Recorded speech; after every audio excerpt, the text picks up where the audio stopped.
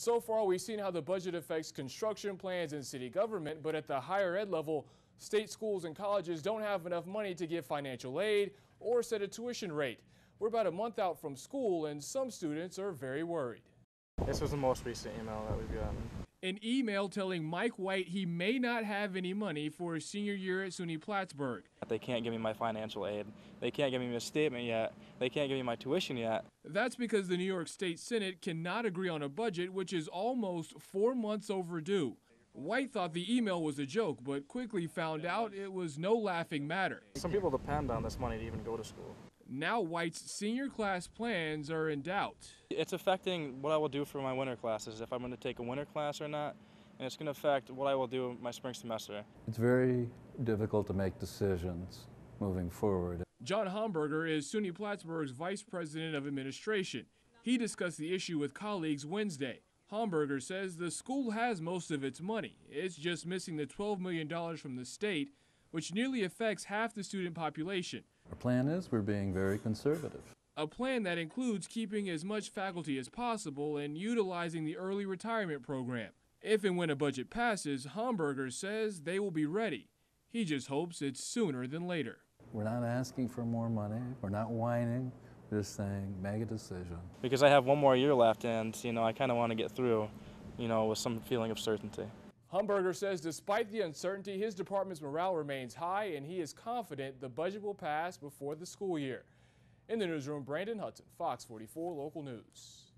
Hey Greg, this thick stack of papers right here tells you everything you need to know about your campaign's or candidate's finances, from the biggest contribution to the most minute expenditure.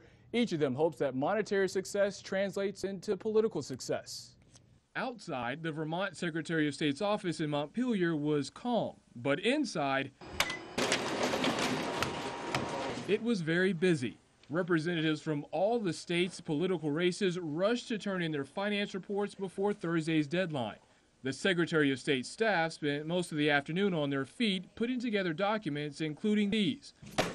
The reports of all 6 politicians who want to be Vermont's next governor. Some documents were noticeably thicker than others. Democrat Deb Markowitz's report seemingly towered over fellow Democrat Susan Bartlett. In fact, Markowitz's is thicker than all her primary opponents combined. But does it translate to who raised more money? The answer is yes. Among the Democrats, Markowitz leads in contributions with more than $500,000 and expenditures with $300,000. Peter Shumlin is second, followed by Matt Dunn, Doug Racine, and Susan Bartlett. The top money getter is the lone Republican Brian Doobie, who raised almost $1 million and spent close to $500,000. Doobie contributed the least of his own money of any candidate running for governor, about $3,800. Shumlin kicked in the most of his own money with $160,000.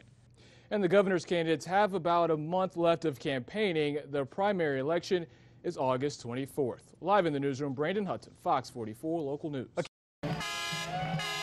While most of us celebrated the 4th of July, thanks for coming. Yeah, no problem. Some went to work. 4th of July is, I think, the greatest holiday we have in Vermont. Vermont's congressional representative Peter Welch was one of several politicians campaigning at the Colchester Independence Day Parade. This was his 4th of 5 parades this weekend. My message today is that I want to be part of Vermont's celebration of the Declaration of Independence and the founding of our country. How you doing?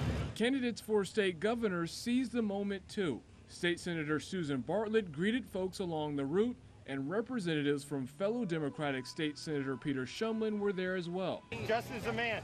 Lieutenant Governor Brian Doobie, the lone Republican in the governor's race, had a dozen-plus followers of all ages help spread his message. How are you? A few lesser-known candidates used the spotlight to become household names, like Jason Gibbs, a Republican running for Secretary of State.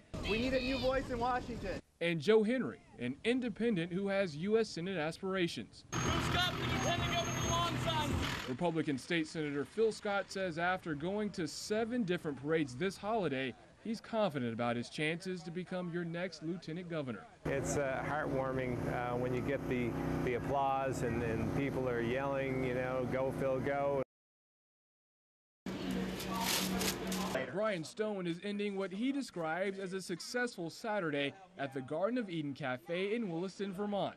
Stone says he's been fortunate the last 7 years. It's always awesome, growing every year. He wasn't so fortunate running his other eatery, Cheese and Crust Superstar in Burlington. For a year, he served soups and creamies from this kiosk. Stone says it started out well, then winter came. But you don't really have that opportunity to build the business in those months. He says customers didn't want to wait outside in the cold. The recession made it worse.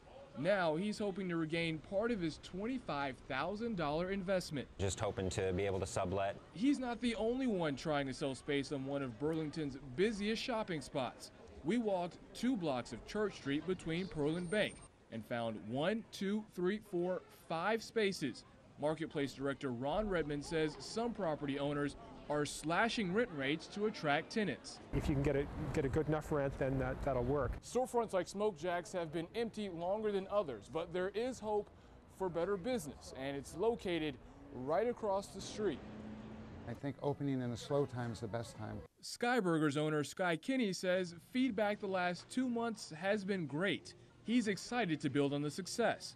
As for Stone, his latest risk may not have paid off, but don't count him out of a return to Church Street. I believe in Church Street. I think it's a great place. In Burlington, Brandon Hudson, Fox 44 Local News.